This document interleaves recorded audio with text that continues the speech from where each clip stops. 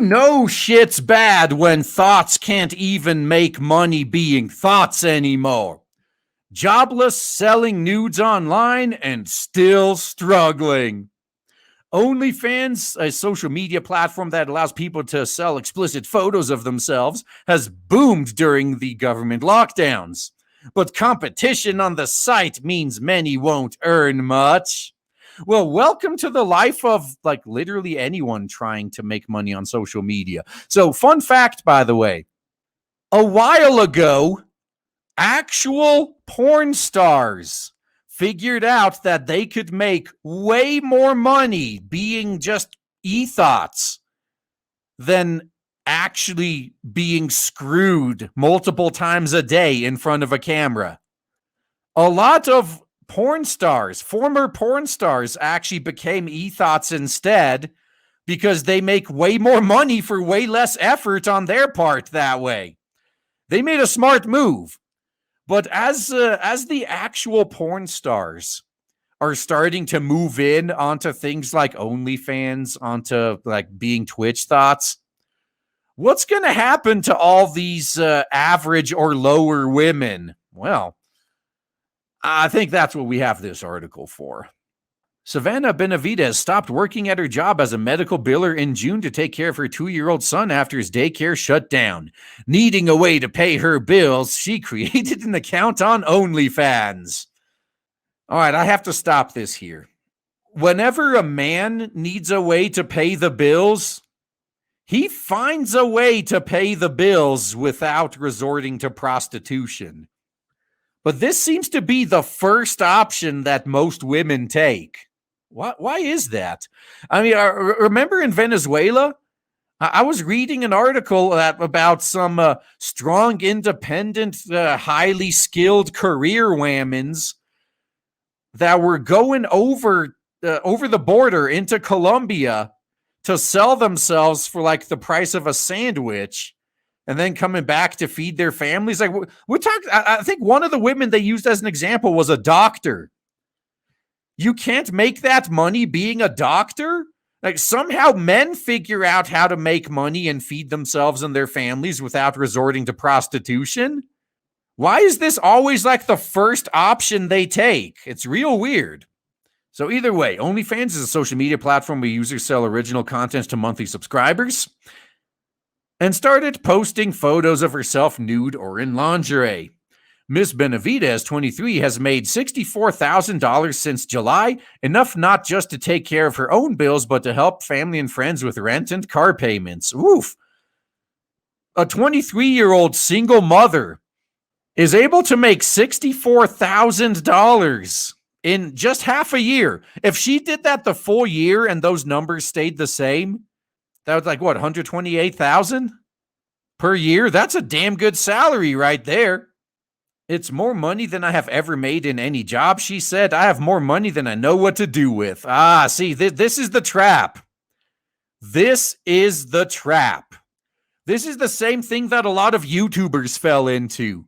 They started YouTubing as a hobby, and then suddenly they're making tens of thousands of dollars a month. And now all of a sudden they're like, oh shit, I'm going to quit my job. I'm going to do this YouTube thing for a living. And then for whatever reason, the YouTube money dries up. Either naturally, like they can't stay fresh anymore and their audience leaves. They turn on their audience. YouTube itself censors them. For whatever reason, it doesn't work out. Now what? So if for all these women out there who are making OnlyFans their career, what's going to happen when you hit the wall and your OnlyFans money dries up and you have to be job hunting again? What are you gonna tell your next employer? Oh, what were you doing for the past 5 years? Like, I was being a hooker. Yeah, Lexi Eisenberger was hoping for a similar windfall when she started an OnlyFans account in November. A restaurant worker in Billings, Montana, Miss Eisenberger, at 22, had been laid off 3 times during the government lockdowns and so was in need of cash by October that she had to drop out of dental hygiene school. After donating plasma and doing odd jobs, she still didn't have enough to pay her bills. So at the suggestion of some friends, she turned to OnlyFans. She has only made $500 so far. Oh, dude.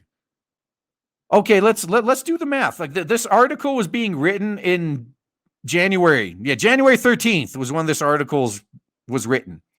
And this woman started the account in November. So let's say it was like somewhere in the middle of November. So that's like 2 months of time. For someone who just got on the platform, made $500 in 2 months? Now that's not nearly enough as a full-time job, I admit. But dude, it took me years to make that much money on YouTube. So I don't know what they're complaining about. OnlyFans, founded in current year -5 and based in Britain, has boomed in popularity during the lockdowns. As of December, it had more than 90 million users and more than 1 million content creators, up from 120,000 in current year -2. Damn, that's a lot of whoring going on. The company declines to comment for this article. They're too busy rolling in all that simp money, man. With millions of Americans unemployed, some like Miss Benavides and Miss Eisenberger are turning to OnlyFans in an attempt to provide for themselves and their families. The government lockdowns have taken a particularly devastating toll on whammons and mothers, wiping out parts of the economy where whammons dominate. Oh, parts of the economy where there was a lot of bloat and diversity hires. What a coincidence. Retail business, restaurants, and healthcare. A lot of people are migrating to OnlyFans out of desperation, said Angela Jones, an associate professor of sociology at the State University of New York in Farmingdale. Once again, when men lose their jobs, when men are struggling, this isn't even an option for most of them. I mean, yeah, a few become gigolos, I guess. Some may go gay for pay. But the vast majority of men find ways to manage without, prostitution. Why is prostitution like the first thing women resort to when things get tough?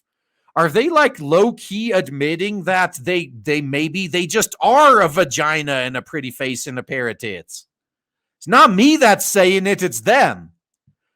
If my first reaction, or if my first instinct when I lose my job is, well, time to go hit the street corner, that says a lot more about me than anyone else, to be honest with you. These are people who are worried about eating. They're worried about keeping the lights on. They're worried about not being evicted. So again, how is it that men can manage to do all of that without prostituting themselves? Oh, it's that male privilege. That's what it is. But for every person like Miss Benavides who is able to use OnlyFans as a primary source of income, there are dozens more like Miss Eisenberger who hope for a windfall and end up with little more than a few $100s and worries that the photos will hinder their ability to get a job in the future. Oh, they will. So if you're one of those lucky e-thots out there that's making money hand over fist, assume you're never going to work again. Assume you're never going to get another job. Save all of that money, cut your expenses, live as cheap as possible. If you're lucky, you're going to get out of that. Like by the time you hit the wall and all your simps leave and go somewhere else, if you're lucky, by the time that happens, you're going to have a couple $1,000,000 saved up and you'll never have to work again. But you have to be smart about it. Unfortunately, a lot of these women do what pro athletes do. They just assume that this money will always be coming in for the entire length of their quote-unquote career. Spoiler alert, it's not going to happen. It is already an incredibly saturated market. So true. Ms. Jones said of explicit content online, the idea that people are just going to open up an OnlyFans account and start raking in the dough is really misguided. Yeah, again, a lot of similarities with this and YouTube, isn't it? Because a lot of people see like the giant YouTubers like PewDiePie, and they're just like, oh, I'm just going to sit in front of my camera and scream at horror games, and I'm going to get a couple million subs, and I'll be set for life. It doesn't work that way. The most successful content creators are often models, porn stars, and celebrities who already have large social media followings. Yup, what did I say? They mentioned the porn stars. These porn stars are literally figuring out that they can make more money just being an e-thought than actually being fucked. So of course they're going to move over. They can use their other online platforms to drive followers to their OnlyFans accounts, where they offer exclusive content to those willing to pay a monthly fee, even personalized content in exchange for tips. OnlyFans takes a 20% cut of any pay. That's less than YouTube does. Some creators receive tips through mobile payment apps, which aren't subject to that cut. Miss Benavidez earns most of her money this way. Yeah, it's like Streamlabs. So Streamlabs takes like a fraction of a percent of a cut. YouTube super chats are 30%. Like, fuck, Twitch is even worse. Twitch keeps 50%. But many of the creators who have joined the platform out of dire financial need do not have large social media followings or any way to drum up consistent business. Why don't you look at how men are doing? Men can somehow find ways to make do, to feed themselves, to pay their bills, to take care of their families without resorting to prostitution. Why can't you?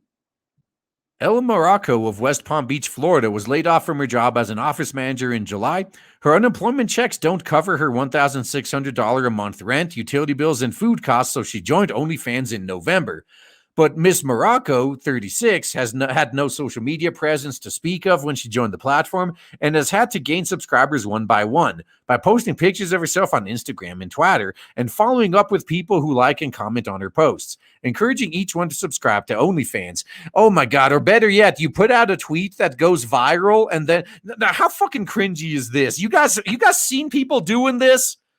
Like they literally, I put out a tweet that happens to go viral. And then right as soon as that happens, they're replying, oh, wow, since this is going viral, check out my Patreon and my OnlyFans and my Coffee and my Subscribe Star and my eBay store and my Etsy store. Oh, my. Oh, it is so cringe when that happens. Although it seems everyone ignores it, though. It's more challenging and time-consuming than she expected and less financially rewarding. What were these people expecting, to be honest with you? What were they expecting? Were they expecting to just have to, like, snap one photo a day and suddenly they're making hundreds of thousands of dollars? I think that's what they were expecting. Yeah, it's a full-time job on top of your full-time job looking for work, she said. All right, cry me a fucking river. I have a full-time day job, and I'm also trying to establish and run a company, and I'm also doing YouTube. I mean, yeah, it does eat up all of my time, but it's not as bad as she's making it out to be. Fans want to see you posting daily. You're always churning. You're always taking pictures to post. Oh, yeah, it's so fucking hard to take like a picture a day. Yeah, she has made just $250 on the platform so far, despite sometimes spending upwards of 8 hours a day creating, posting, and promoting her content. Ooh. I mean, I think the phrase work smarter, not harder definitely applies here.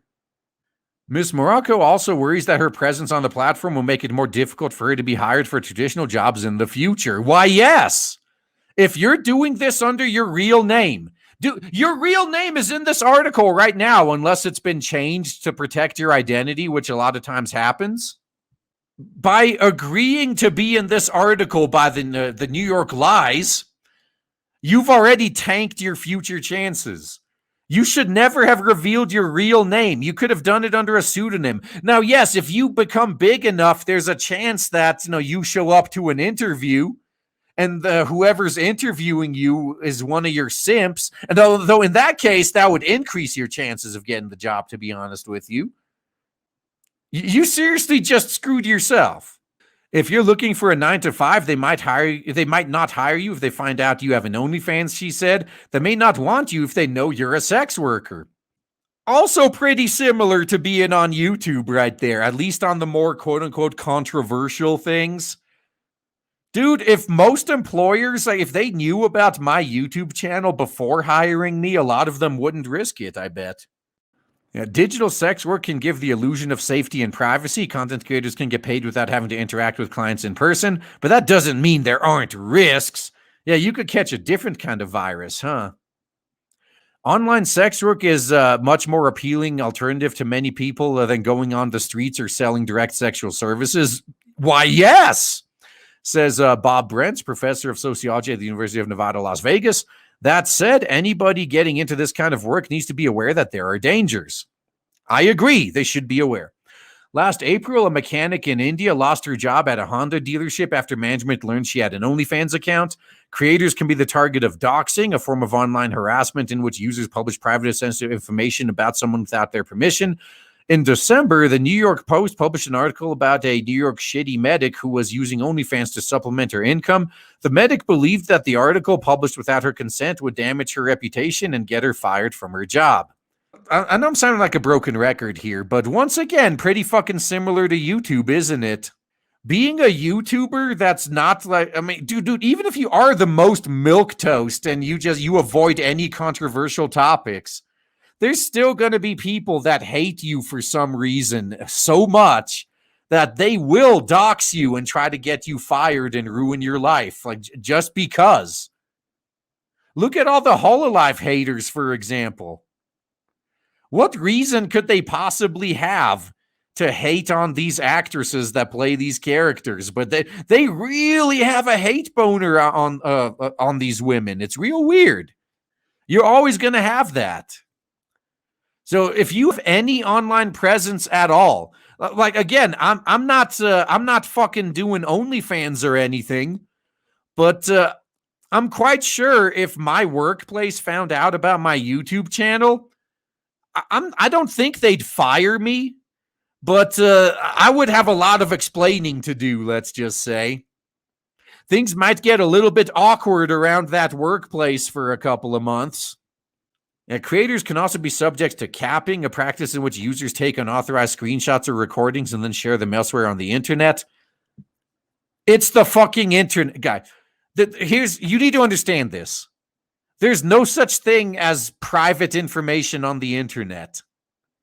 If you publish it to some paid account, someone will put it out onto a aggregator site or a torrent site or something. It's going to get out there. It's not going to stay private.